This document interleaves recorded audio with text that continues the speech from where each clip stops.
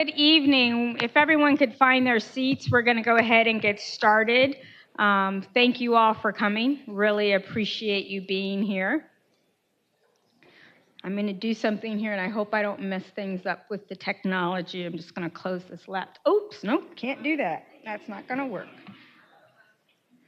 Oh, I knew someone. Hi. I just closed the laptop, and that happened. We might need Krizia, I don't know. Oh, we do need Krizia. Okay, well, that's okay. We can get Krizia for her password if you could, and then I'll go ahead and get going. Well, thank you. So I'm already messing up, and we're just getting started. Well, good evening, everyone, and welcome.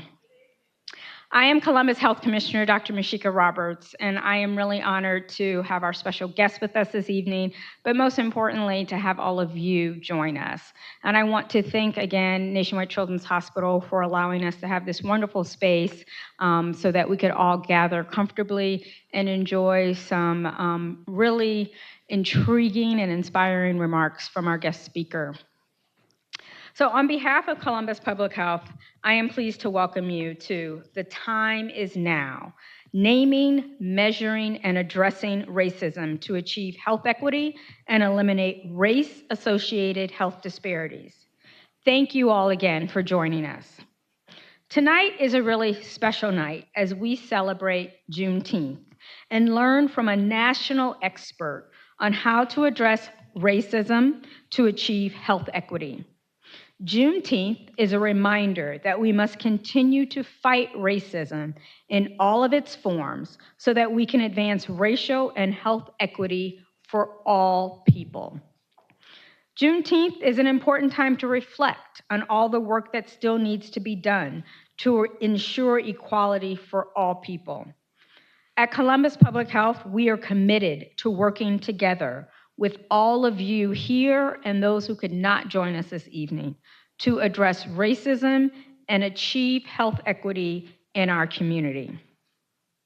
So achieving health equity requires valuing all individuals and all populations equally, recognizing and rectifying historical injustices, and providing resources according to one's needs. That is why we are all here. It will take every single one of us in this room to make a difference.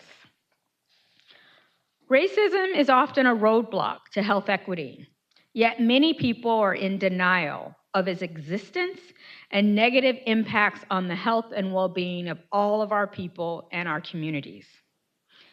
Even those who acknowledge that racism exists sometimes feel ill-equipped to say the word racism out loud or take action to address it. But we are working to change that, beginning here tonight. So we are so pleased, and I still sometimes want to pinch myself, to welcome our special guest, Dr. Kamara Phyllis Jones, who will help us recognize our roles in achieving health equity. But I have to pause for a second and give a special acknowledgement and shout out to my colleagues at Columbus Public Health Center for Public Health Innovation, and specifically to Krizia Melendez for securing Dr. Jones with us this evening. Can we give them a round of applause, please?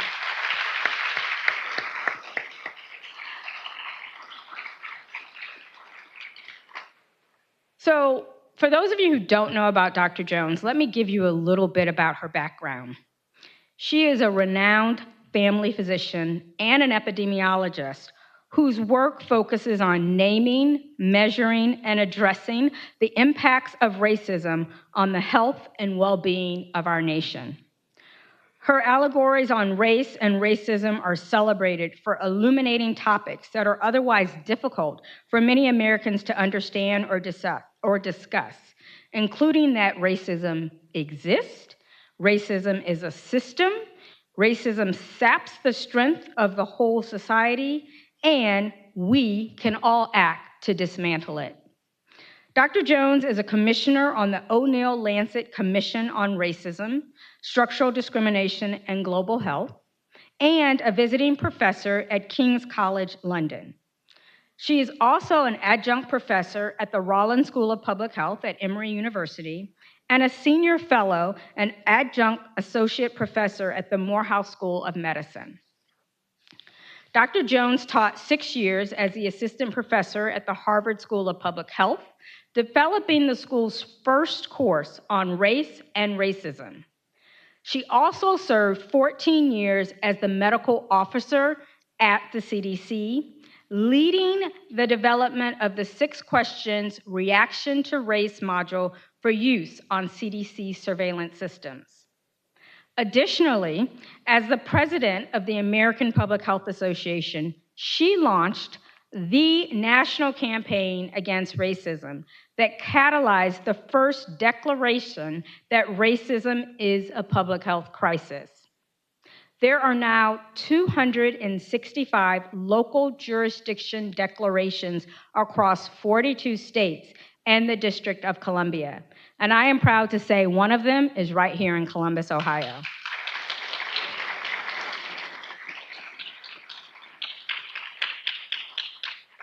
Additionally, she shared her expertise on race, racism, and anti-racism through extended residencies at Radcliffe Fellow at Harvard University, Presidential Visiting Fellow at the Yale School of Medicine, Presidential Chair at the University of California, and I'm probably going to butcher this name, Leverhulme Visiting Professor in Global Health and Social Medicine at the King's College London.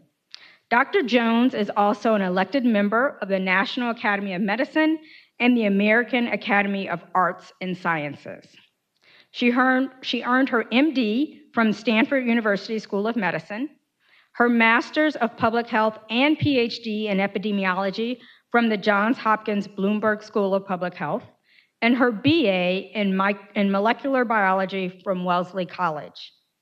We are so pleased to have Dr. Jones with us tonight, so please give her a warm welcome to Columbus and a warm welcome to the stage.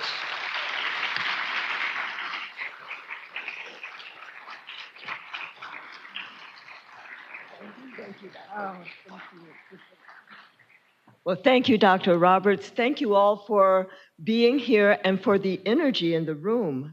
It's amazing. And congratulations. I think you guys were the 3rd declaration by a local health group. A local jurisdiction, not even just health, in terms of racism as a public health crisis. You can correct me, it's either 2nd or 3rd. You guys were very early in that. Anyway, I am delighted that I'm going to be sharing with you some thoughts about confronting racism denial, which I think is one of the things that we really need to do in this country right now. And I will leave you with habits of mind for social justice warriors. And if you haven't considered yourself a social justice warrior, I hope that by the end of this, I will inspire you to want to be a social justice warrior, because it is by having a focus on social justice and also through collective action that we will get some traction on confronting racism denial and dismantling the system of racism, or at least disrupting it in our generation. So, this is just a reminder, because lots of people take my slides without asking me. You can use my slides, but ask me first. So that's... So, what is health equity? Well, I articulated about a decade ago a 3-part definition of health equity, which is, what is it, how do we get there, and how is it related to health disparities? So health equity is assurance of the conditions for optimal health for all people. Now, that differs from the Healthy People 2020 and then the Healthy People 2030 definition of health equity, which I contributed to. But immediately, I was like, oh, we need to fix this. But you know how government things go through clearance. The small group of us who had articulated the definition that landed there were like, oh no, if we try to tweak it, then they'll see how good it is and it'll never get through clearance again. So that's really how that happened. But so the Healthy People 2020-2030 definition of health equity is equity is attainment of the highest level of health for all people. And I agree, that is our goal. But my concern about the definition is, what if we hit that miraculously, randomly last Sunday? Are we done?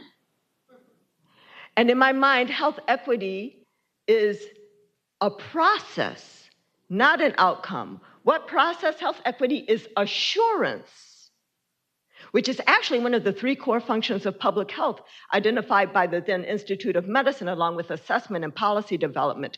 Assurance of what? Of the conditions for optimal health, which some people might describe as the social determinants of health. For whom? For all people. That is what makes it equity. So how do we get there? Well, achieving health equity does require at least these 3 things. I articulate these as principles for achieving health equity, social equity, racial equity, equity, principles for being right in the world, principles for social justice. And the first of those is to value all individuals and populations equally.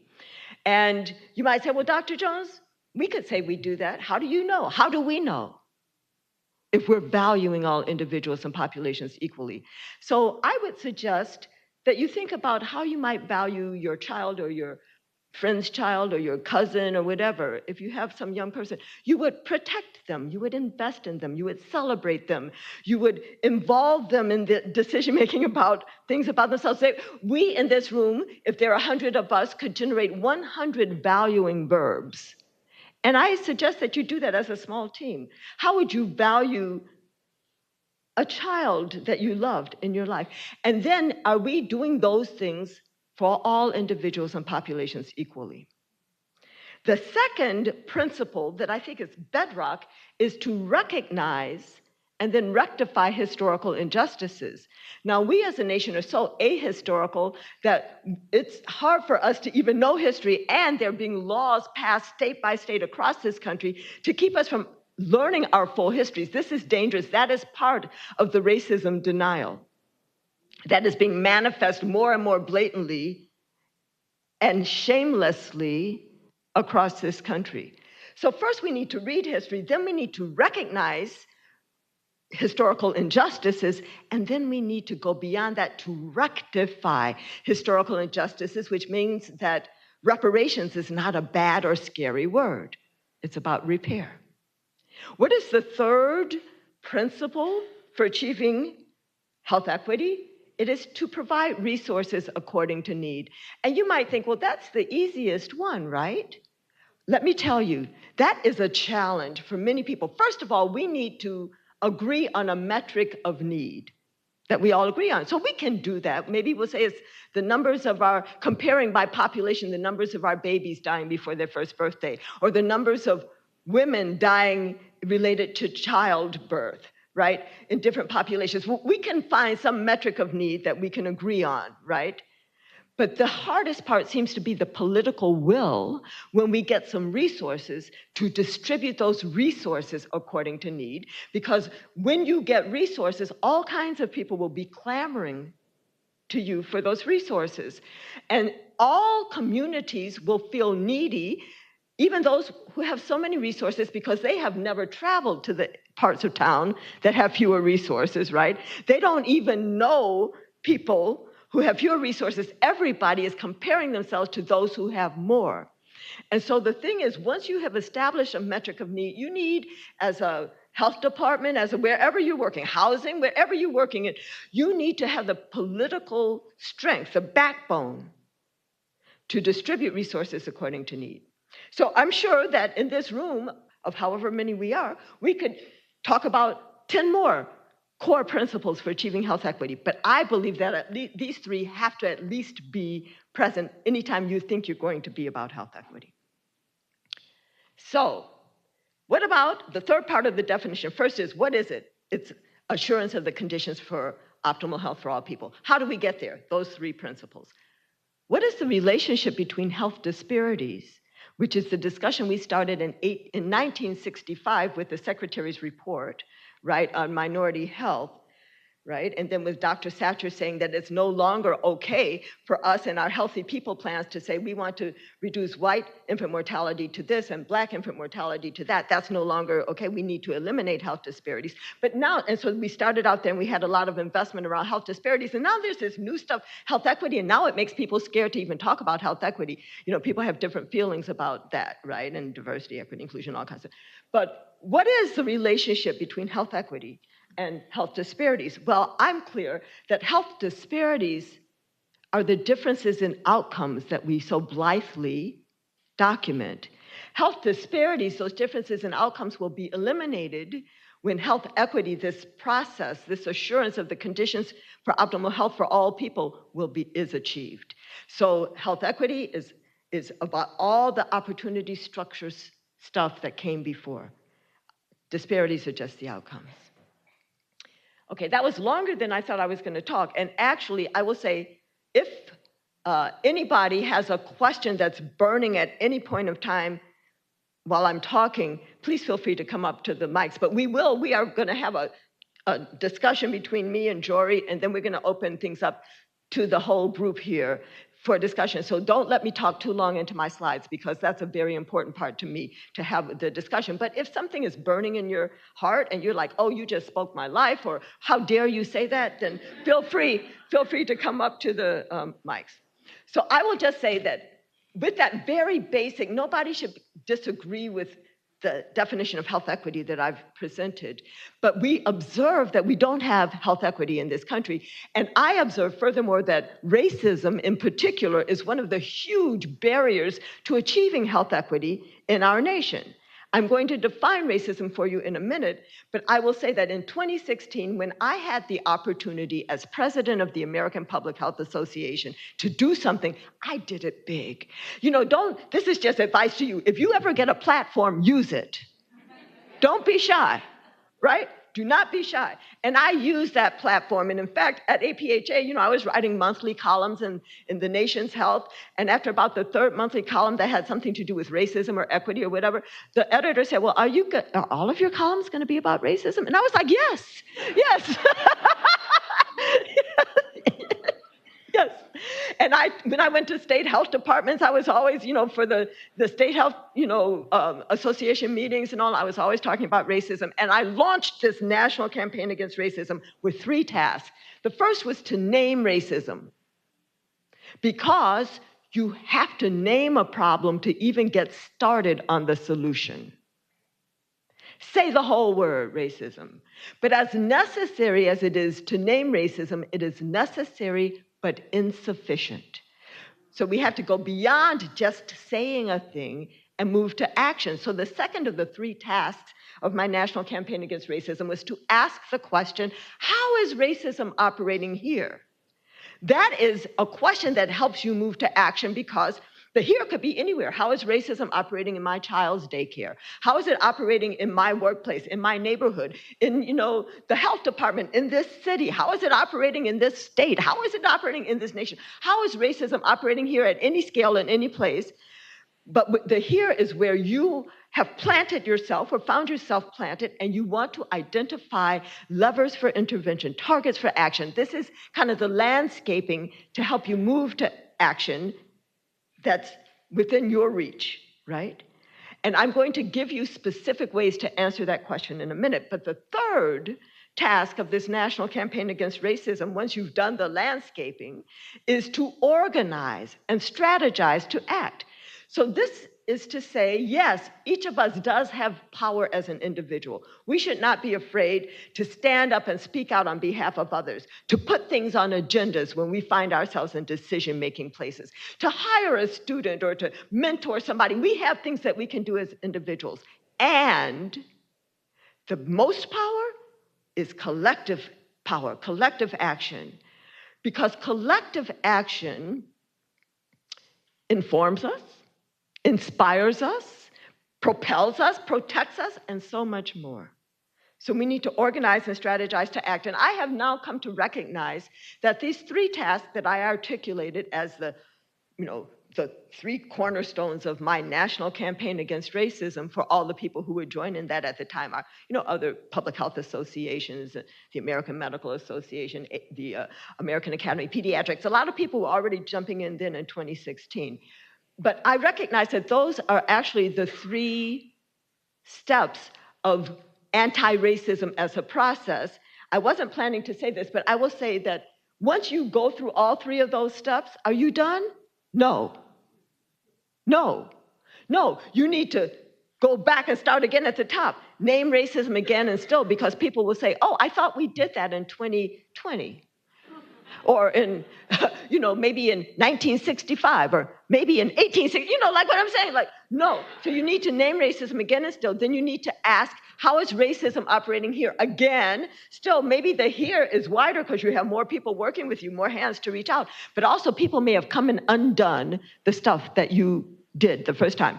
Then you need to continue to organize and strategize to act. And it's not only sequential, it's iterative, and it may well take generations. So we have to be understanding that we may not see racism disrupted or dismantled in our lifetimes, but that doesn't mean we have to feel like I'm just going to lie down and die. We must be willing to plant acorns today so that our grandchildren can have shade. And we must be intentionally intergenerational. So we need to reach up to those who have come before us, and if they're still alive, we ask, well, what did you do? What did you try that worked? What did you try that didn't work? If they're not still alive, you try to read their history, right? We need to intentionally reach out to those who are younger than us, who have new ideas and new strategies and new energy and new tools, right?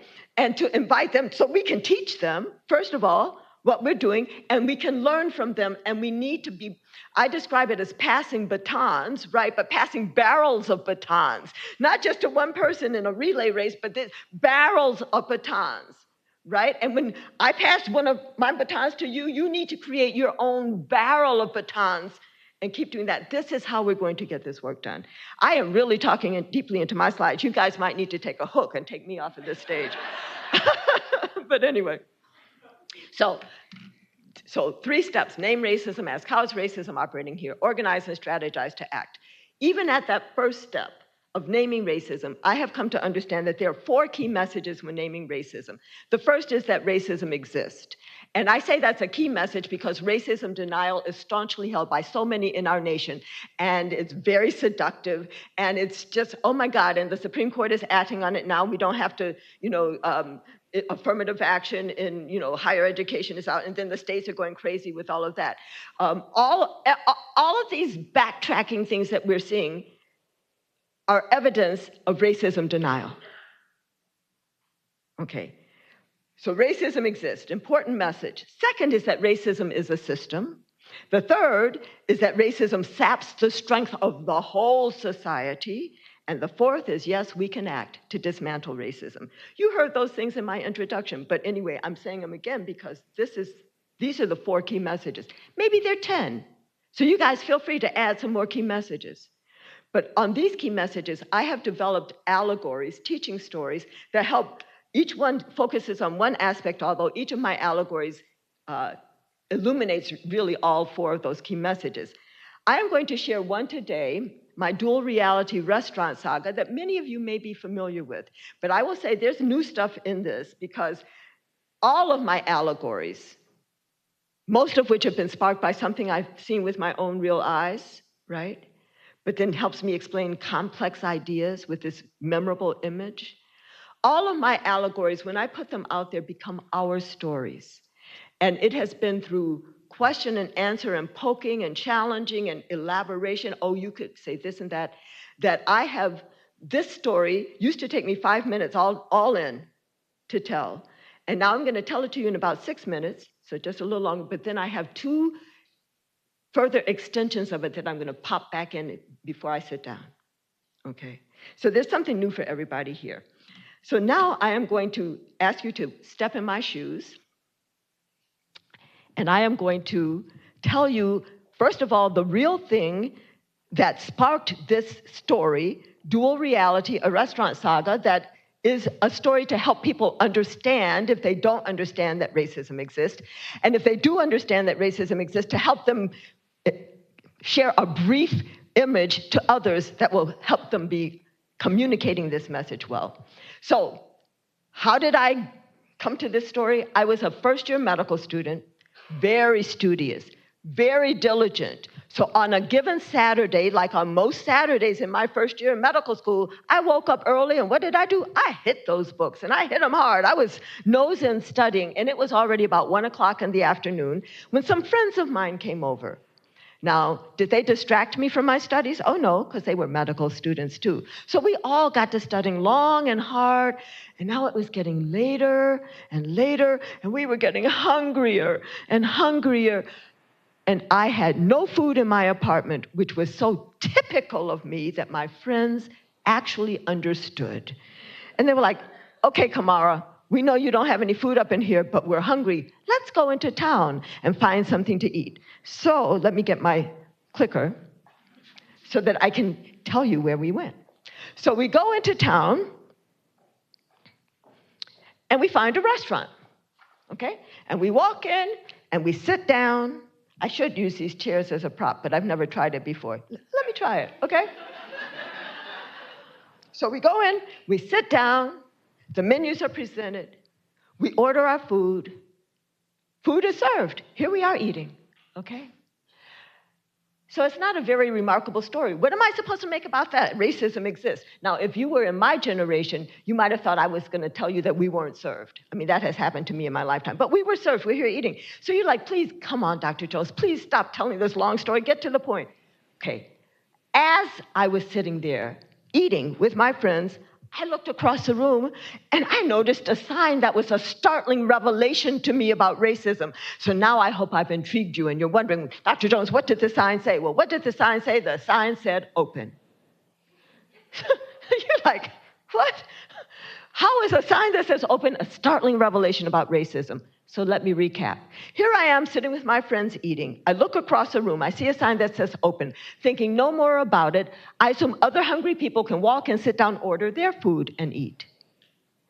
But because I knew something about the two-sided nature of those signs, I recognized that now the restaurant was indeed closed due to the hour, but firmly closed, and that other hungry people just a few feet away from me, but on the other side of the sign, would not be able to come in, sit down, order their food, and eat. And that's when I recognized that racism structures open, closed signs in our society.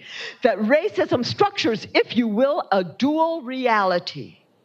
And for those who are sitting inside the restaurant, at the table of opportunity eating, and they look up and they see a sign that says open, they don't even recognize that there's a two-sided sign going on because it is difficult for any of us to recognize a system of inequity that privileges us.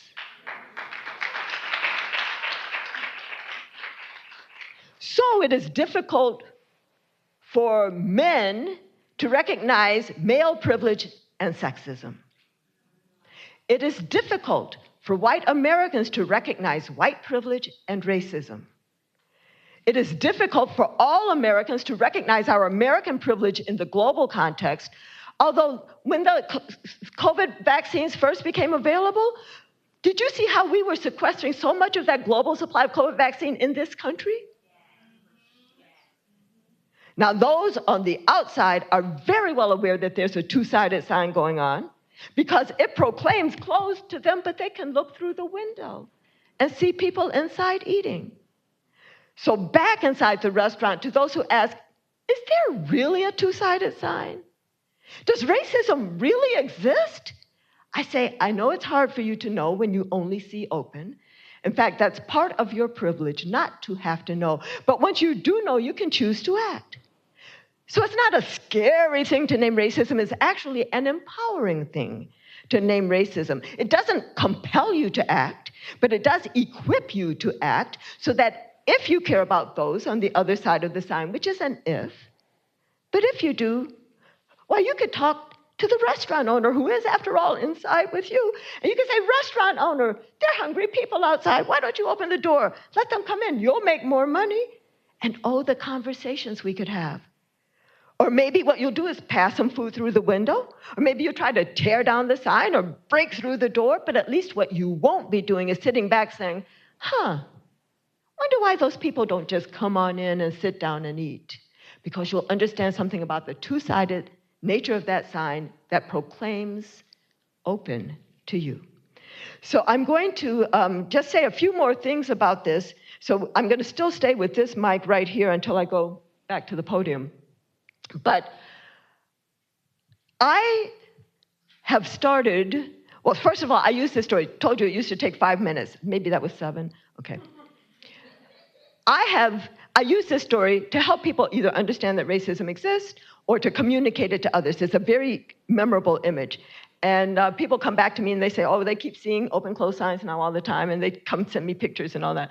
But I have actually started 3-hour-long conversations with this following question. How could people who were born inside the restaurant know something about the two-sided nature of that sign?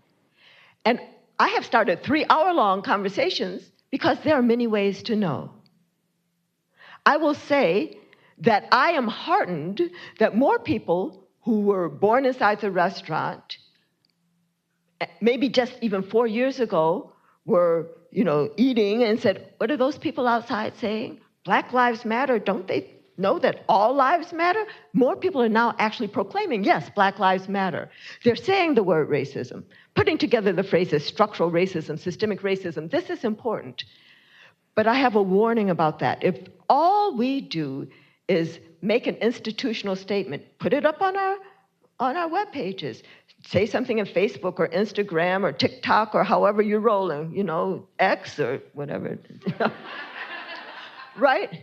If all you do is say a thing, because racism denial is so staunchly held by so many people in this country, and it's so seductive, 6 months from today, we might forget why we said that thing and fall into what I describe as the sleepiness, the somnolence of racism denial. So we must go beyond naming racism to action. So we need to tear down the sign. And of course, racism is not just a sign, it's a door, it's a lock. There's a whole system going on. We need to dismantle the lock, take the door off the hinges.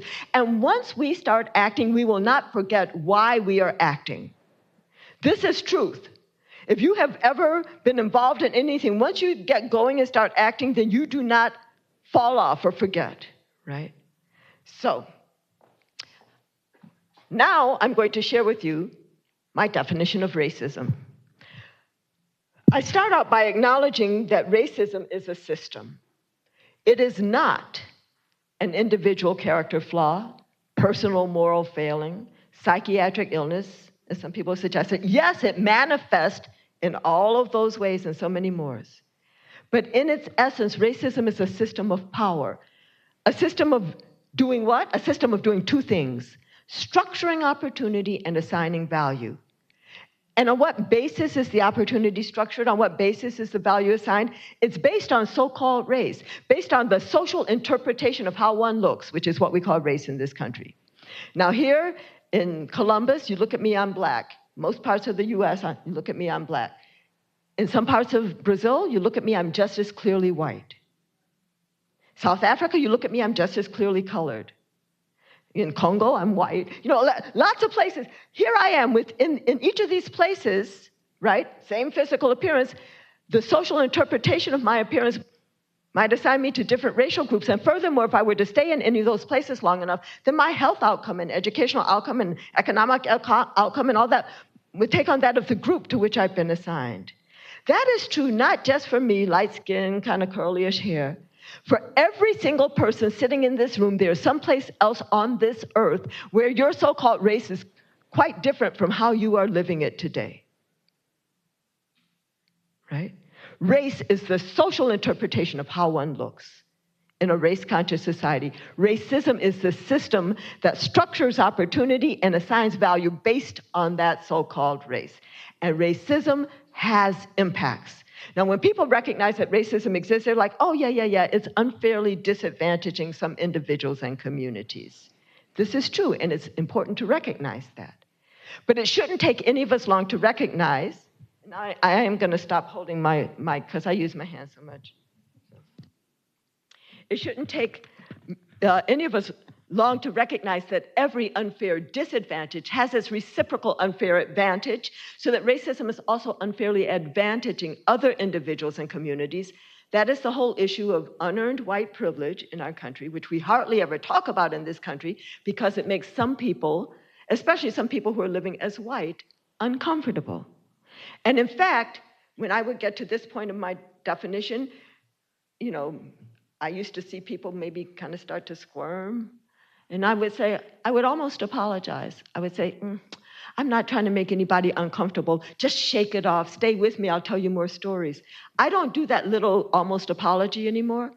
What I say is, if somebody feels uncomfortable acknowledging the truth of unfair advantage in this country, I encourage people to lean into that discomfort. How do you lean into that discomfort? By reading more, reading history, going across town, talking to strangers. There are many, many ways to understand, to lean into that discomfort. And why do I say lean into that discomfort? It's because I have come to understand that for all of us, the edge of our comfort is our growing edge. But there's a third impact of racism that many of us miss, and that is racism saps the strength of the whole society through the waste of human resources, as well as through dividing us one from another, as well as through dividing some people from their own interest in so many ways. But usually I just say through the waste of human resources, which is the most heartbreaking part of it to me. I won't stay there long because I've been talking long. So I will just say, and so if you want to talk about that, more examples, we can do that. But this definition of racism can be generalized to be a definition of any system of structured inequity, because you can know that there are many systems of structured inequity operating in our society. We could say, well, what is sexism? Well, that's a system of structuring opportunity and assigning value based on gender that unfairly disadvantages some, unfairly advantages others, and saps the strength of the whole society through the waste of human resources. And there are many axes of inequity operating in our society today that are intersecting in communities, they're intersecting in individuals, and all of these are at least risk markers for how opportunity is structured and value is assigned, even as some of them are actually risk factors in the progression to disease. So why have I spent my whole career focusing on race as the axis of inequity that I'm focused on, and racism as the associated system of structured inequity, when I know and am often reminded that there's a lot of stuff going on? It is because racism is foundational in our nation's history, and yet many people are in staunch denial of its continued existence and profoundly negative impacts on the health and well-being of our nation, all of our nations, and the world. When you have something like that, that is foundational, that still exists, is having profoundly negative impacts, and people are like, oh, I don't see anything, no problem here, then we must all at least be actively anti-racism, name it, ask how is it operating here, organize and strategize to act. Even as we organize around as many of these other axes of inequity and their associated systems of structured inequity as we have the energy for. And to the extent that we're able to dismantle racism, the other struggles will benefit as well. So I see all of you, I see all of us, I see all of this, and I say we have to all at least be actively anti-racism. And you notice I don't even say anti-racist. If you say anti-racist, people will be like, oh, she's talking about me? I'm not talking about individuals, I'm talking about a system. So moving on, I am not going to tell you my gardener's tale. Who in this room, though, has never heard my gardener's tale? Oh my gosh. Okay, I'm not telling it now unless somebody asks me in a question. This was my foundational first introductory allegory. I was telling it in the 1990s, and I finally published it in the American Journal of Public Health in 2000. So it's been published for 24 years. I am going to tell you a little bit about it. I'm not going to tell the whole thing. I will say that it's a story about a gardener who has 2 flower boxes, one which she knows to have rich, fertile soil, one which she knows to have poor, rocky soil. She has seed for the same kind of flowers, except some of the flowers are going to produce, pink blossoms, some are going to produce red blossoms, and the gardener prefers red over pink, so she puts the red seed in the rich, fertile soil, pink seed in the poor, rocky soil, and over generations, So there's some historical injustices. If I kept going, I would be telling the whole story, and I don't have time. I will say that in this story, that I do talk about 3 levels of racism that are illustrated. So institutionalized, or what we might call structural or even systemic racism now, that personally mediated racism, what some people might call interpersonal racism, and internalized racism. And I will also say that we have to not only see these flower boxes, but ask who is the gardener, who is, after all, the one that I gave the power to decide, power to act, control of resources. If you want to hear this story or read it, first you can read it in the American Journal of Public Health 2000. You can hear me tell it in all of its glory in a 2002 interview that was recorded by CDC. It's very 2002 technology, production value, but it's the only one that's really, people have taken the audio from that and they have added their own cartoons, but sometimes they've taken out some of my words and phrases. This is the authorized version of it, right? And then also, I did a TED Talk in 2014 where The Gardener's Tale, a quick version of it, is one of 4 allegories that I shared. And I'm actually going to make a little reference to it in the end, but I'm usually in places where everybody's heard The Gardener's Tale. And I was told, don't stop telling The Gardener's Tale till people can tell it back to you.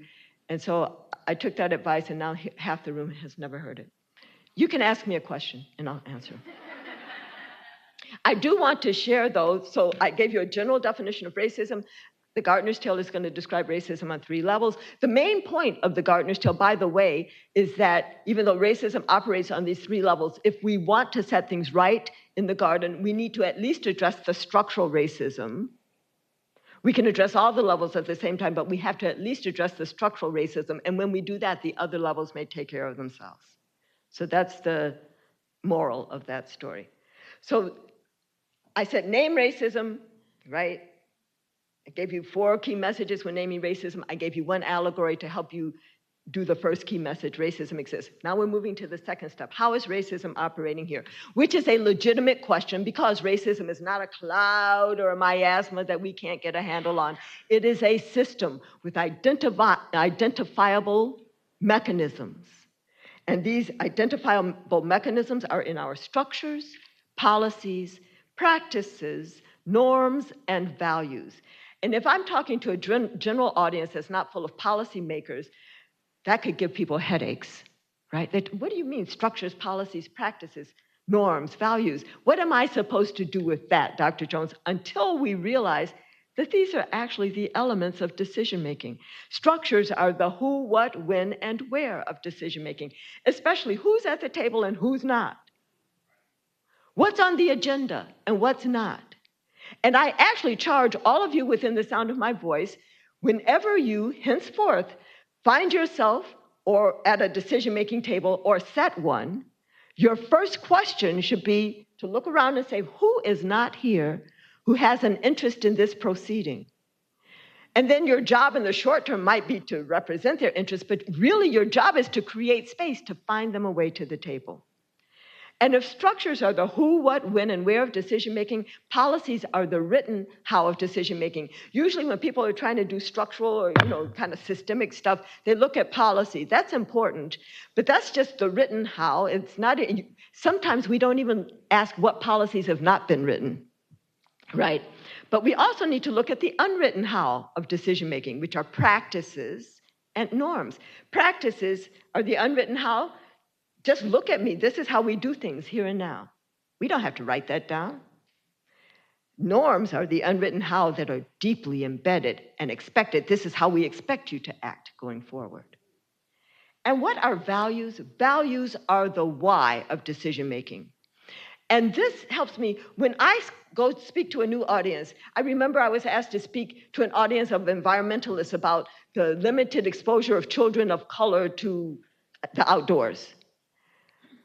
I just sat for 10 minutes thinking about the who, what, when, where, how, and why of decision making to give them some early levers for intervention, targets for action. If you spend half an hour with your team about how is racism operating here in a given context, you can find some action points that you can take. And here's my hint. The most important, the easiest to think about, perhaps the hardest to do because of inertia, is to change who's at the table. Because the who is at the table brings the what is on the agenda and also brings the values, the why.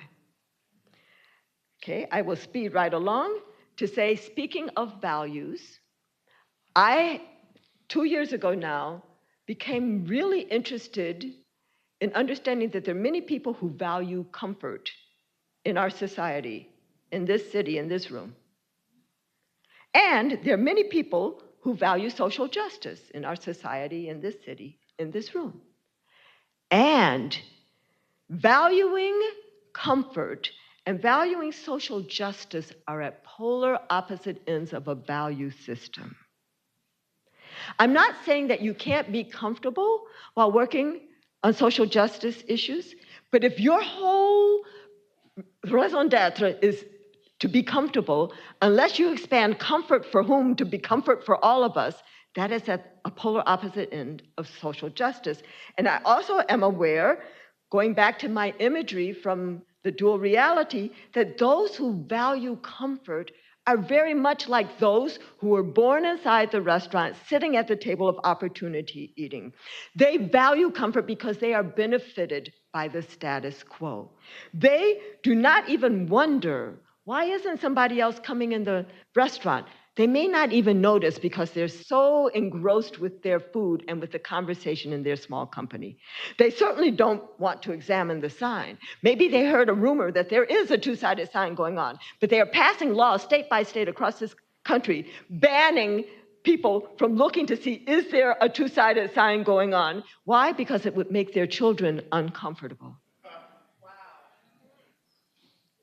They certainly don't care to know what the outsiders are saying. I said some people might be leaning, what are the people outside saying? They don't even want to know what the outsiders are saying. And they may have been told that you need to diversify who's up in this restaurant. And so maybe they say, okay, we'll have to bring an outsider in to make a better picture, right? But they do not believe that an outsider could add anything to their conversation. They don't believe that they have genius, creativity, leadership, different lived experiences, insights that could add to what's going on in the restaurant. They also don't even wonder how the food they're eating got there. And they don't recognize that the people who are on the other side of that door, which is also the other side of that sign, which they don't recognize or don't want to admit is a two-sided sign, that those people are the people who grew the food, plucked the food, transported the food, brought it around to the kitchen, cooking the food, serving it, but can't sit in the restaurant and eat. And finally, those who value comfort do not want to budge from their seats at the table. They very jealously guard their privilege, which they don't even understand as privilege, but interpret as entitlement. Now, what about those who value social justice? Well, those who value social justice because they know two things. What two things do they know? They know that there's a two-sided sign going on. Many of them know that because they were born outside or they find themselves outside and they can see it says closed on one side, but they can look through the window and see people inside eating. But they also know that the operation of this two-sided sign saps the strength of the whole society. Now, I am not suggesting that the circumstances of our birth consign us to one value system or another. And I do recognize that there are people who were born inside the restaurant who do wonder, what are those people saying? Why isn't somebody coming in? And they do go outside to the other side. They see that there's a two-sided sign. They experience the full humanity and gifts and talents of people in very different circumstances. And there are people who were born outside the restaurant who, through dint of hard work and lots of degrees, me, MD, MPH, PhD, and sometimes a promise, find their way inside the restaurant. When I say sometimes a promise, Sometimes the promise that they have to make is that they will never mention anything about a two-sided sign. And often when they're inside the restaurant and the people who are already there will place them near the window so the other outsiders can see them. Often that position near the window, the position near the window is also near the door, so maybe they stick their foot in the door to help other people come in. But sometimes they are the worst gatekeepers, and they're actually fortifying the locks. Okay, there's a lot of murmuring because we've seen all of this. Right?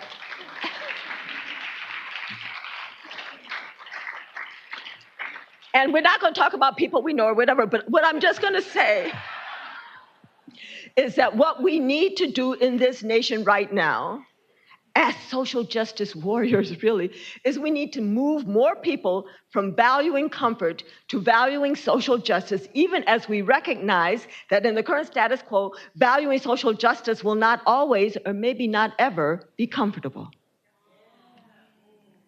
I'm about to wrap it up. Here, I'm going to say, I'm speaking now to public health people and all of the public health, adjacent people who are in this room, okay? We need to go from documenting health disparities to achieving health equity. And so now I'm going to make a reference to my Gardner's Tale imagery, which I thought everybody would just know. But I will just say that the pink seed that was planted in the poor rocky soil, the red seed was planted in the rich fertile soil. In the rich fertile soil, all the red seed sprouted. The strong red seed grew tall and vigorous. Even the weak red seed made it to a middling height. In the poor rocky soil, the weak pink seed died. And even the strong pink seed had to struggle to make it to a middling height. And then in that gardener, when the first gardener did that, those flowers go to seed, right? The next year, the same thing happens. Those flowers go to seed. Year after year, the same thing happens. 10 years later, the gardener's looking at her flower boxes, and she says, I was right to prefer red over pink. And there's no intervention. So here we have, and then I go into it, but listen, read the paper, look at the videos, okay? But here we have what we're doing today. So now it's not even the original gardener. Here we are, the gardener's great-great-great-great-grandchildren. Right? And what we usually do is we document the differences in the height and vigor of the pink and red flowers. That's the health disparities. We need to, first of all, make the flower boxes transparent so we can at least be talking about the differences in the quality of the soil. But even when we make those flower boxes transparent, just documenting that is not enough. We need to intervene. So let's say now we're going to be intervening on the flowers where the pink seed were sown. So what we're going to do is we're going to make that poor rocky soil as rich as the rich fertile soil, okay? When we do that, then the pink flowers that have already sprouted and grown up in there may grow up another 1/4 inch. But it is not until their seed fall into that rich fertile soil that we will see the full impact of that intervention, which means that we must have a generational timeline even in our public health interventions.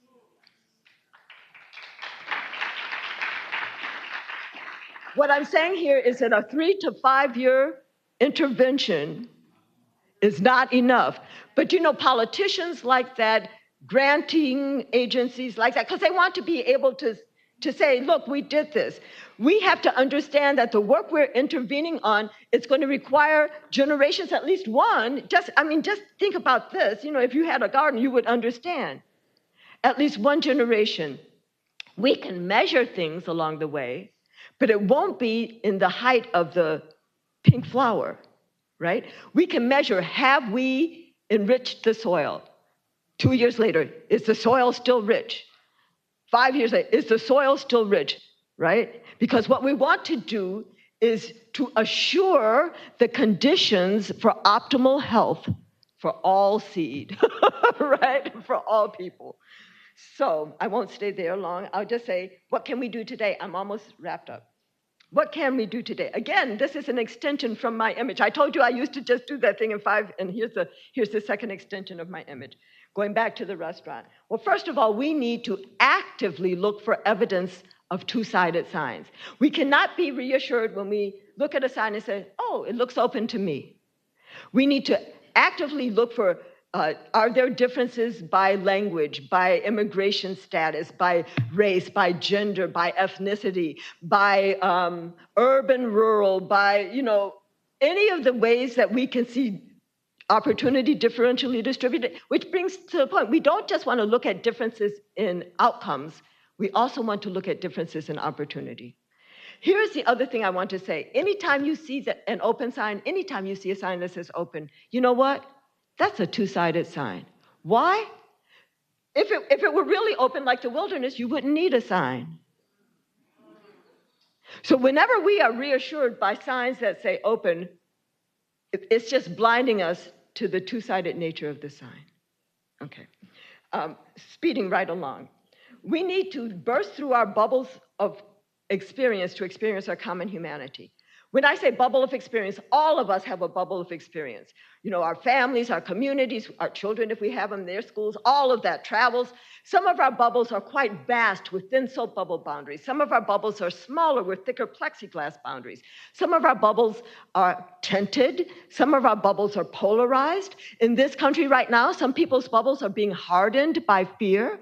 But whatever kind of bubble we are living in, we need to find ways to burst through our bubbles to experience our common humanity on the other side of town, because in our bubble, no matter how big or small, most of us do not really know that just across town, there are people who are just as kind, funny, generous, hardworking, smart as we are, who are living in very different circumstances. So as individuals, at the individual level, maybe through choirs or bowling things or whatever, as well as in institutional ways, we need to create bubble bursting opportunities. We need to be interested in the stories of others, believe the stories of others without requiring cell phone video documentation, or God forbid, body cam footage. And then we need to join in the stories of others. We need to develop the sensitivity to see the absence of. This is a very important sensitivity that all of us need to develop. Who is not at the table? What is not on the agenda? What policies are not in place that could bring about social justice? And we need to reveal lack of action, inaction in the face of need, because inaction in the face of need is how structural racism very often announces itself these days. But all the power is not just for those who are inside the restaurant. Those of us outside also need to know our power, need to recognize that action is power, and especially that collective action is power, because collective action informs us, it propels us, protects us, and so much more. I often end here, but I wanted to just share very quickly these habits of mind for social justice warriors. I call them my 4 BCs, which are to be courageous, be curious, be collective, and build community. What do I mean when I say be courageous? Be courageous means speak your truth, even if it's uncomfortable. Be unafraid of controversy. Embrace challenge, and know that for all of us, the edge of our comfort is our growing edge. So be courageous. Be curious. So ask why. And then ask why again, and ask why again, and ask these serial whys, because this is how we get to understand deep root causes as opposed to being satisfied with superficial explanations. When I say be curious, read widely, and especially read history. We are so ahistorical in this country. Stay woke.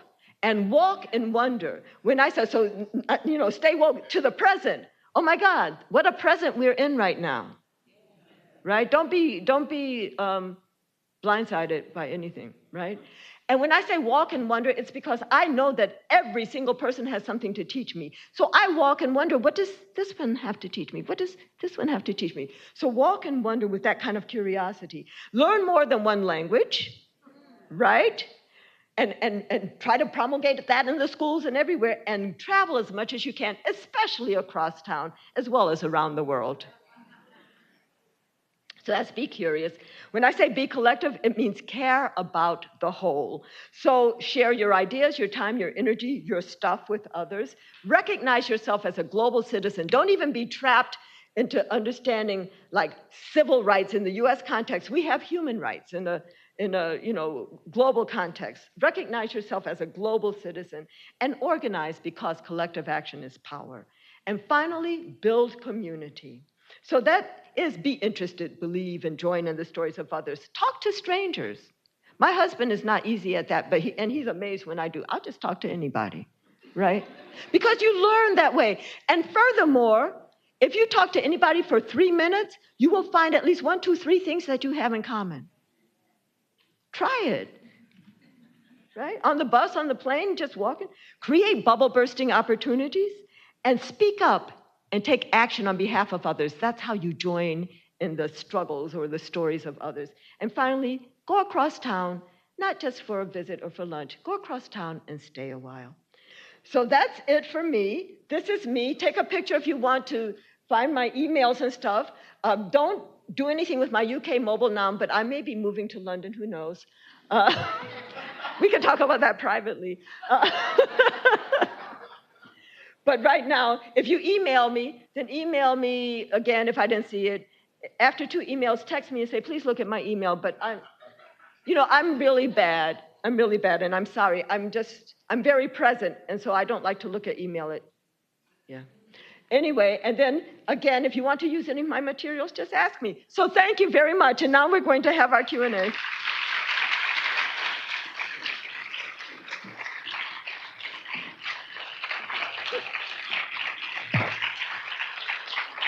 Thank you. Thank you.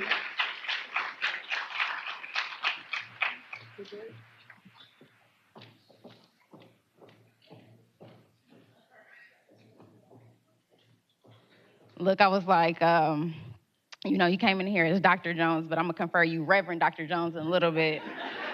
In the middle, I had some friends, getting here shouting. Good evening, everybody. My name is Jory Turner. I am a staff member at Columbus Public Health, and I have the honor and the privilege to have a question and answer session with you. So this is the time where the audience, you get to ask questions of Dr. Jones, and she's going to answer them. But before that, I'm going to skip the line, and I'm going to ask 2 questions. Before I get into my questions, Dr. Jones, I do very much so just want to thank you for being here with us. I also want to thank you for sharing your gifts. We're all endowed with gifts, but we don't always share them with people. And in particular, your gift of being able to take complex topics or complex ideas and really break them down so that people can understand them. Health literacy is something that we are strongly working towards at Columbus Public Health, and just watching you talk and seeing your talks in the past, I'm always impressed, and I'm always like, yeah.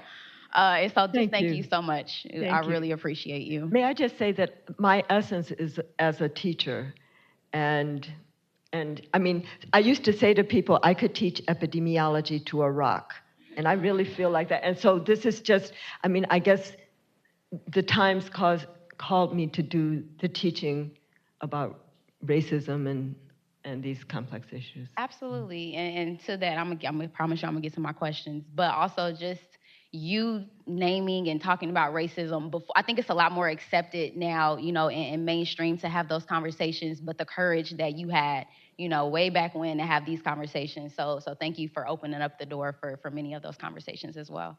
Thank you. Absolutely. So my first question is, who do you think is going to win the NBA Finals, the Mavs or the Celtics? No, I'm not paying any attention, so you wouldn't get anything from me. Well, I think the Mavs down 3, right? So they got to win 4 games. I don't know if it's going to happen. Oh, okay.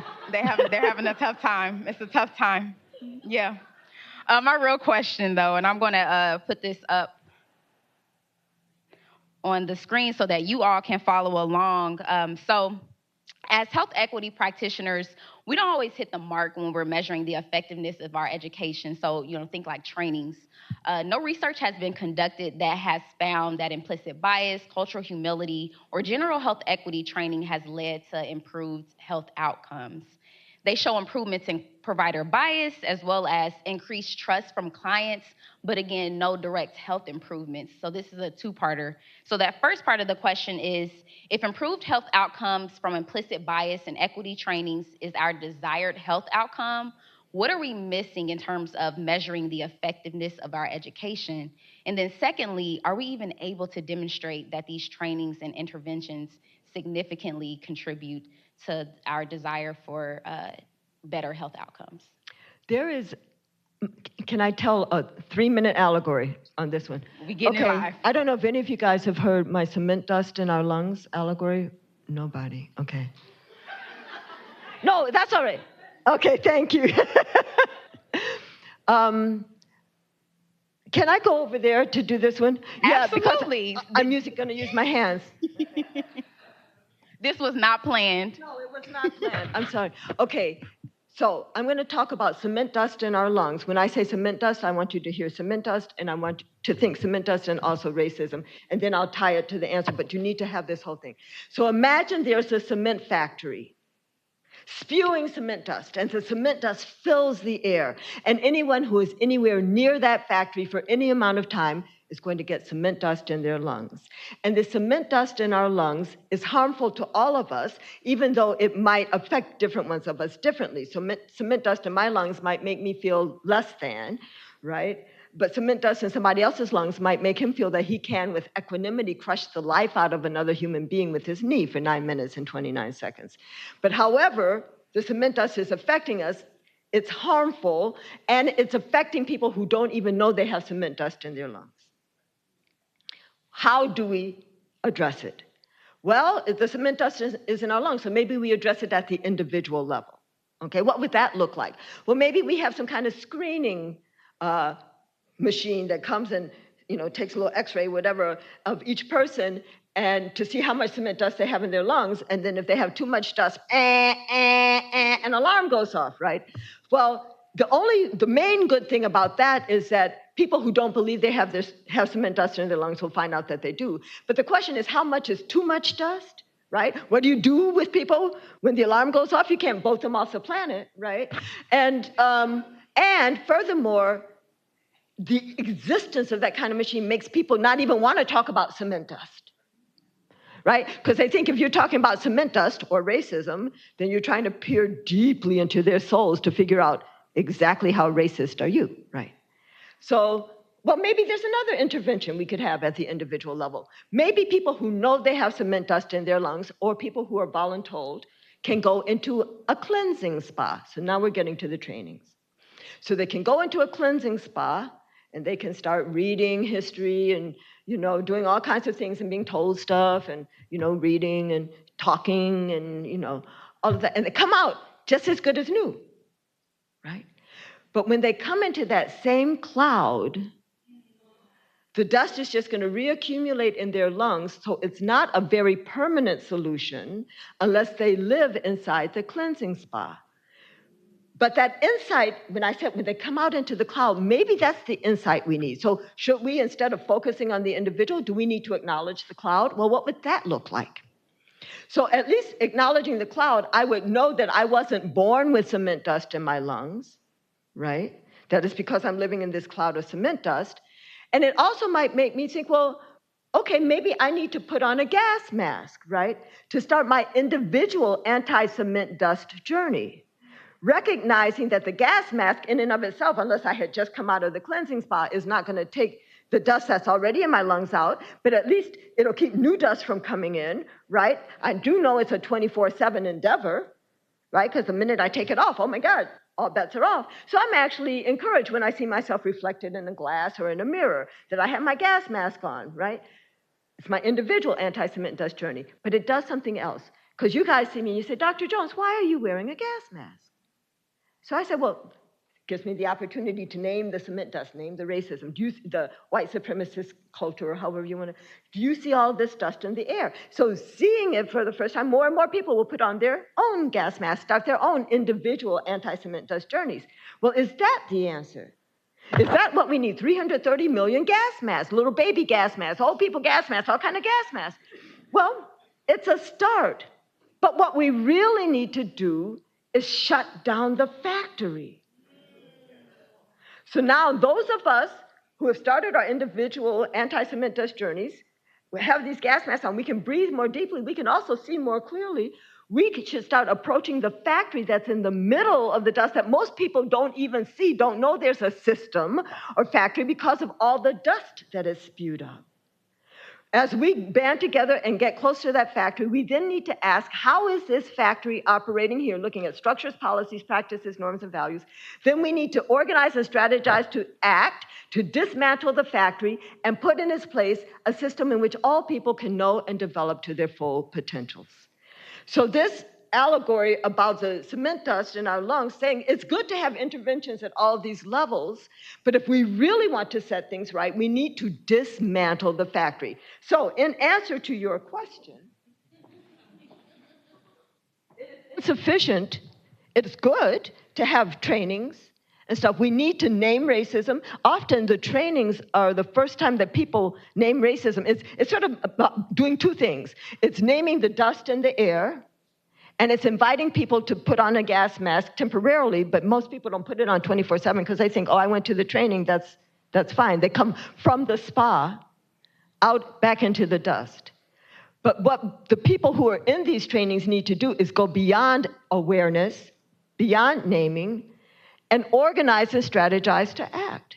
Ask, how is racism operating here?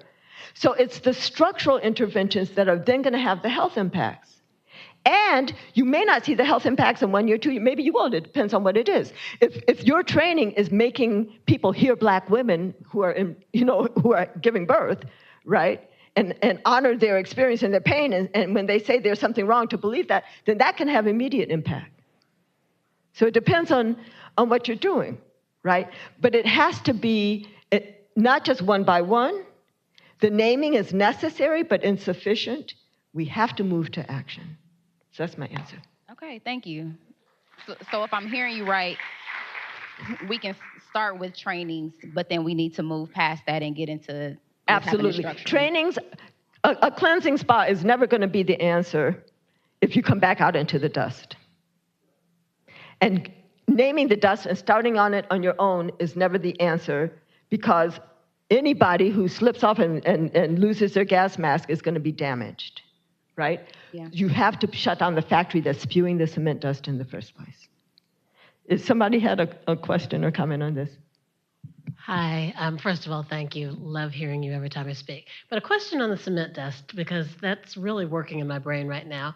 And thinking about settings where you have people who, the current term is allies in the world, who are willing to buy the gas masks and distribute the gas masks and maybe even, help a little bit with knocking down the building, but will not mention that the dust exists.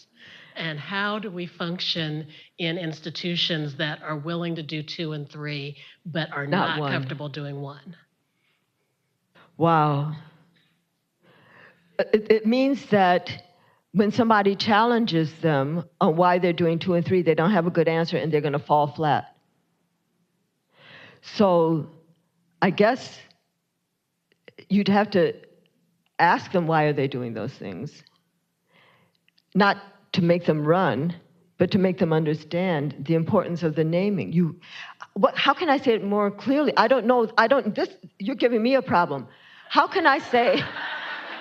No. How can we're going to answer this. How can we say that we must name a problem in order to get started on the solution? Otherwise, the solution that you are doing out there is not really trying to be a solution for that problem. It's a solution for something else. For appearances, or getting some funding to a friend, I don't know. But if you won't even name the problem, then the thing you're doing is not trying to solve that problem. And when somebody pushes you,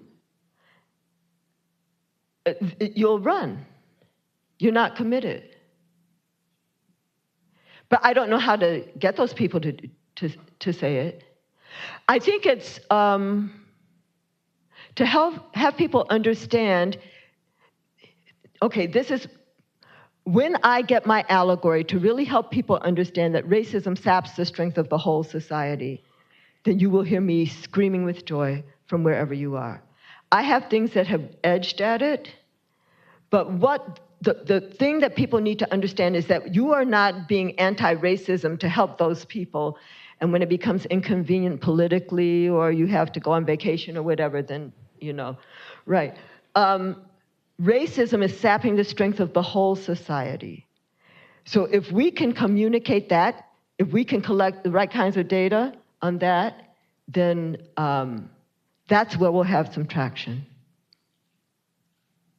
Awesome. Okay. Thank you so much, Dr. Jones. So I'm going to just let y'all know, y'all just took my job a little bit. I had another question. But it's okay. We're just going to skip it. Okay. So we have our staff members, Mariah, and we also have Robin. For those of you who are unable to come to the podium or to the mics, then they can give you mics so that you can still ask questions. And then those of you who are already here, you are modeling for the rest of the audience what you can do in terms of if you do have a question, please feel free to come up to the podium. So since we started on this side, we're gonna alternate in that way. Thank you so much, Dr. Jones. My name is Ray Bignell. I'm a pediatric nephrologist here at Nationwide Children's and Chief Diversity and Health Equity Officer of this hospital. I'm going to ask you a personal question. I need you to help me with my job. I find myself often between a rock and a hard place. I imagine probably a lot of the people in this room are in similar roles like mine and find themselves between a rock and the hard place because I am one of those little red faces that found his way inside the restaurant. And oftentimes, the little red faces like mine that find themselves inside the restaurant and are allowed to eat at the table with the other green faces, they're there because they are happy, positive people, very agreeable, friendly. Oh, Dr. Ray, you're not like the others. Do you know what I mean? And balancing the precarious position that we are in, seated at a table we know was not made for us or set for us, recognizing the tremendous power and opportunity we have if we stay at that table long enough to be able to do even more than we can, having been just invited to the table. And yet also recognizing that if you put your foot too far into the door to keep it ajar for too many people, that you are imperiling your ability to stay at the table in the first place. I wonder if you have any insight, any hope, encouragement for those of us at the table who have a deep desire to champion justice within our systems. If you have any insight for us how we can do that effectively, maintaining our seat at the table and perhaps even growing our capacity while we're there. Thank you. Ooh, that was a great question. My answer may not make you happy. You might have to be willing to not sit at that table. There are many places to do important work. I'll just say, so I started, after all of my training, MD and PhD, 2 residencies, my first job was at the Harvard School of Public Health. And I was there for 6 years, which is after 6 years, if you know, they're not going to promote you, then you go, right? And it's because I wasn't bringing in a lot of money. Why wasn't I bringing in a lot of money? Because I was writing grants that had the word racism, and people were calling me on the side and saying, Kamara, can you change that name to discrimination? It's like, I'm not talking about just discrimination, I'm talking about racism. So then I left. Somebody built a bridge for me to get to the CDC. And then similarly, so I once said to a group of kind of mentorable age people that when the place gets too hard for you to do your passion work, you need to pick up your passion work and go somewhere else. But this is what I also know, that if you do those 4 BCs, then in your example, you're inspiring other people. And so, as was mentioned, I think Dr. Roberts, you might have said that, years ago, or maybe it was just you that said it, Jory, that it was hard to say the word racism. And now NIH, the National Institutes of Health, has programs where they're encouraging people to look at structural racism. It's not because of Kamara, but it's because of Kamara speaking racism, and then other people say, well, maybe I can say that. And I actually feel that when I look at all this anti-critical race theory, anti-diversity, equity, inclusion, anti-history stuff, I could feel like my whole life's work has just been trashed back. And I was mentioning that to some folks and said, no, and I know it's not true, because look at all of the people in the room, right, who are doing pieces of this work in your own places. And look at all barrels of batons. Before you pick up your passion and leave, you need to pass a baton to somebody.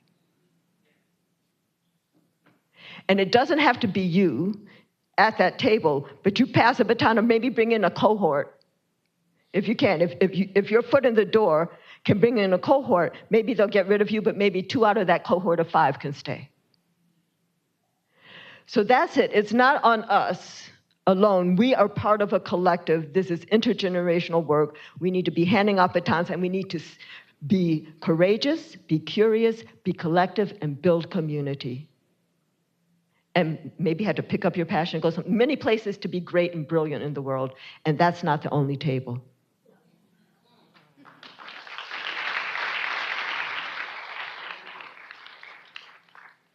Your life about to change.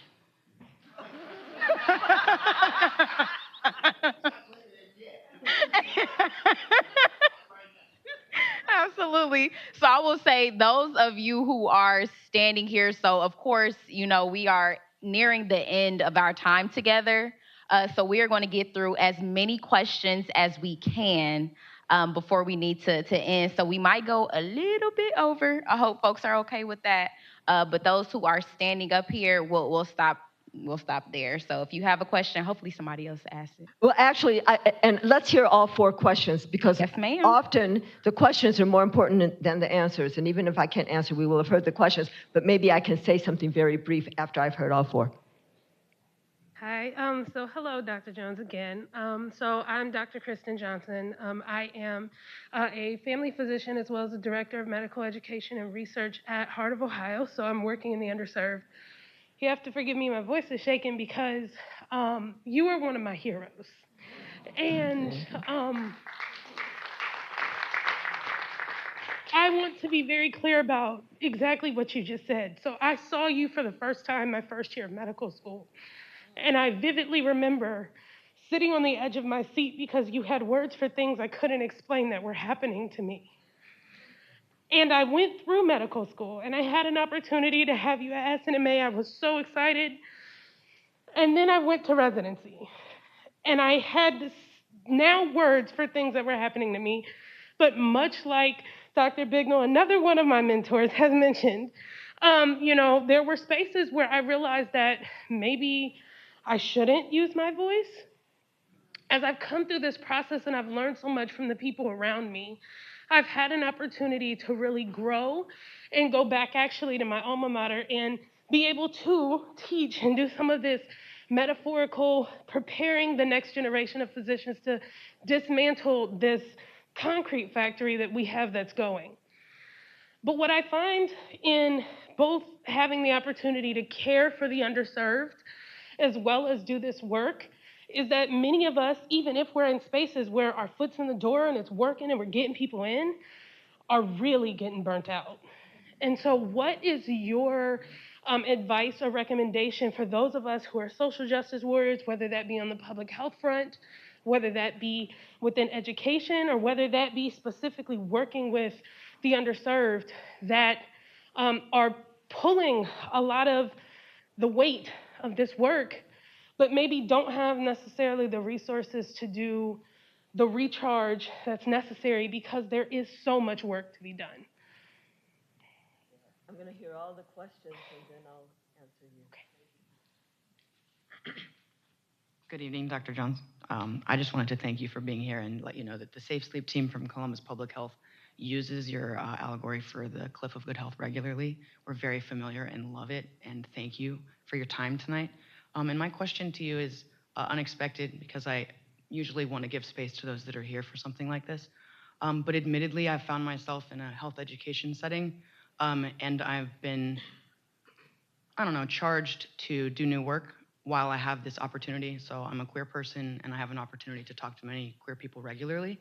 And the health department has given me room to grow that conversation. So my question is, most of the time when I'm doing health education, I'm either purely passionate and driven by that, or I'm driven by the ask of the rest of the room. Come do this training. We want to hear it. Or I'm a manager, you need to teach my people. I have one that's upcoming, and keep it between us. I'm a little nervous because they didn't ask me to be there. Someone let me know that they needed this, and the management was on board. I'm very intimidated. So my question would be easily aligned with racism, and it doesn't have to be for me, but it's when you're talking to the room that doesn't want you to be there at all, but you're still charged with changing their minds. How do you recommend someone proceed? Thank you.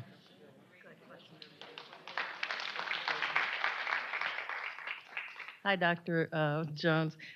Forgive me, I started writing while you were talking in the beginning. My name is Dr. Angela Billingsley. I'm a social worker at AIDS Healthcare Foundation. Been working in the area of HIV for well over 20 years. But I've been doing a lot of reading on racism and dismantling racism and all this other stuff. And so came across a book that I'm reading now that's been out a while, since probably 2000.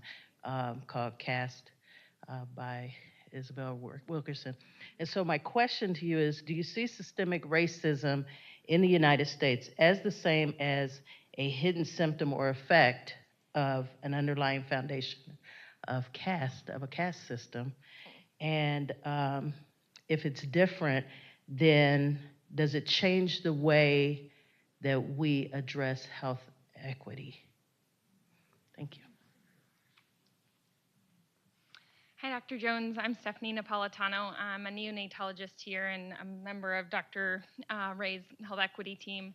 A question that I have for you is, as we're moving from measuring to eliminating health disparities and lifting up health equity and health justice, how do we change our system of measurement to stop continuing to focus and elevate and prize and focus on the gold standard of white, and thus continue to exacerbate and elevate the white supremacy and the focus on whiteness, rather than give attention to where we should? Thanks. So I needed a pen. Oh, okay. It's because I sat down, I was being lazy. My name is Kendra Penn. I serve as a community partnerships manager for one of the local educational equity AmeriCorps programs here in Columbus.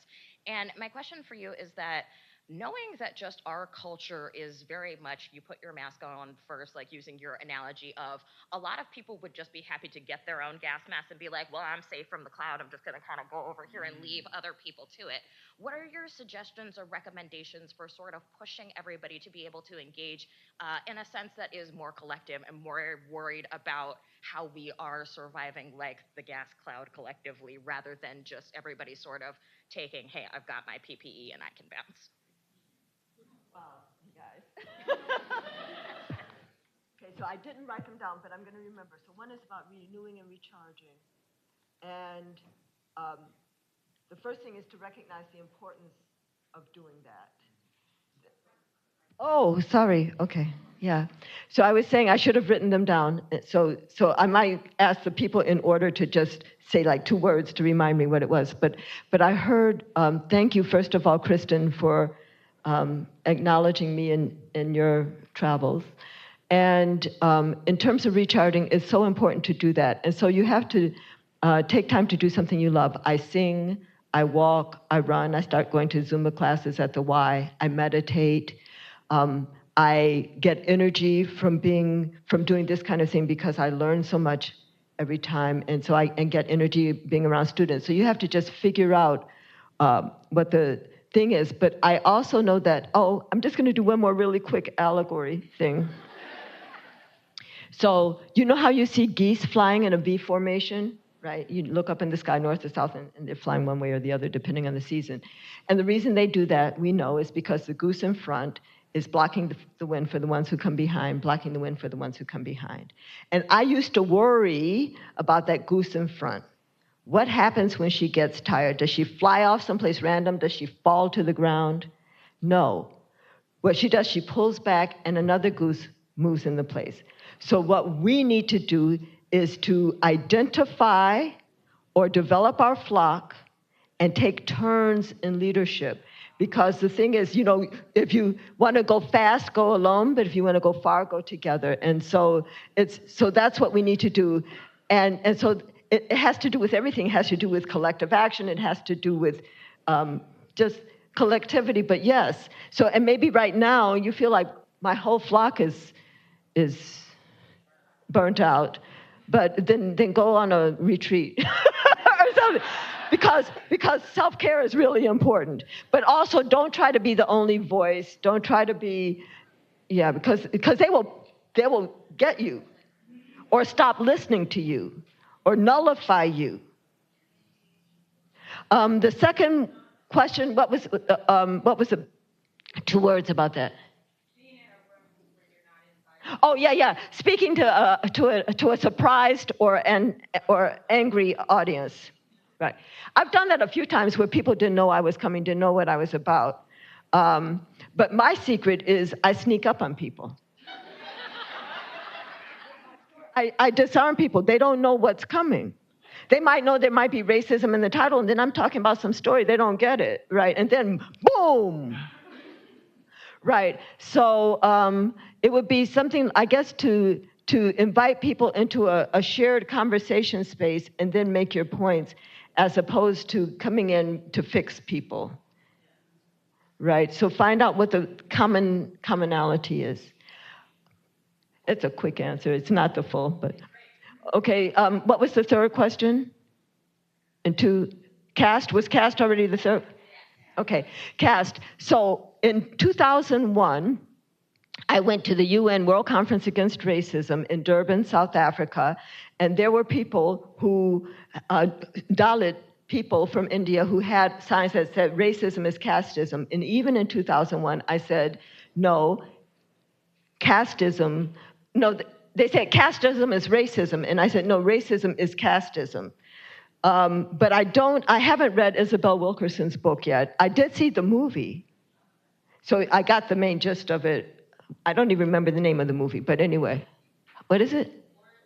Origin. So that's a very good movie. So I think that we have to understand that all of these, casteism, racism, sexism, are systems of structured inequity, that they are systems of structuring opportunity and assigning value based on something.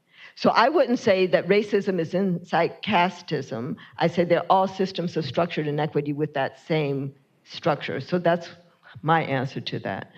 What was the fourth question? No, because there was another one. Oh, yeah. Why are we using white as standard and all? And especially because in many parts of the country, Asians have better health than white folks, but we still don't make comparisons to Asian. And Asian is a huge group, and we need to break down all of these things and all. So we need to ask ourselves that and then stop.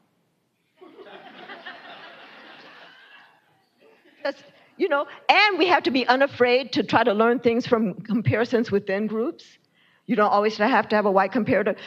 Figure out what question you're trying to ask and then answer it without, and don't just do the regular thing. Don't adjust for social class. When you're trying to do racial things, don't adjust for race. If you want to understand something about racial differences, then stratify by race, okay? Stratify by your analyses by social class. There's so much we do. But when you're doing adjustments for race and social class, what you're saying is, let's pretend that black folks and white folks have the same distribution of social class. But you may not even have data to really do that at all ends of the social class distribution. Here, read my paper, 2001. I have so much old stuff that people didn't pick up the first time around. So 2001 in the American Journal of Epidemiology, it's called Race, Racism, and the Practice of Epidemiology, or something like that. It's an amazing thing about what to do as epidemiologists. 2001 American Journal of Epidemiology. And then the final question, just remind me, two words. I can't remember. Huh? Oh, yeah, the individual gas mask. It's going to have to be working together. It's bubble bursting around not just singing in a choir or something, but bubble bursting around action there. And then you have the 2, and then you have the 3 and all. And the exhilaration of collective action, and seeing the power of collective action and the protection of collective action that is not all on you. So you have to do the bubble bursting first around something, some real work, and then it will be self-perpetuating. The exhilaration will get you going. Thank you, guys. Absolutely. Look, between Dr. Jones and Dr. Roberts' memories, I have some work to do on mine. But we do appreciate you, Dr. Jones, for your thoughtful and your informed responses. Audience, thank you so much for your thoughtful and your informed questions. I'm now going to pass the mic to Dr. Roberts. I do ask that you get your phones out because this is evaluation. Thank you so much. So now you all understand why I wanted to pinch myself, right? Thank you so much. Thanks for all the great questions. And yes, wonderful questions. Thank you. And once again, thank you, Dr. Jones, for your insightful, inspiring presentation that inspired all of those great questions. I am confident that what we have learned tonight will help each one of us confront racism and become social justice warriors after we take a break, right here in Columbus. And together, we can dismantle racism and other systems of inequity in our community and around the globe. So thank you again, really appreciate it. I also want to acknowledge and thank CareSource as our sponsor this evening, and once again, thank Nationwide Children's Hospital for allowing us to use this wonderful venue. We appreciate both of your partnerships. Thanks to all of you in the audience for joining us this evening on this very important Juneteenth event. I encourage you to take what you've learned tonight from Dr. Jones, as well as from my colleagues and some of the questions, to become social justice warriors in your own homes, workplaces, communities, neighborhoods. We can and we will build an equitable community if we all work together hand in hand. So before you leave, as Jory mentioned, please take a few minutes to fill out our evaluation survey at the code and use the code that's on the screen. So as Jory said, pull out your smartphones. We really appreciate your feedback as we plan more events like this in the future. So again, I want to thank Jory for being a great coordinator and facilitator for our Q&A. Thank you so much. And thank you, Dr. Jones, for gracing us with your presence and your knowledge this evening in Columbus. I really do appreciate it. And thanks all of you. Have a great evening. Enjoy yourself and drive safely.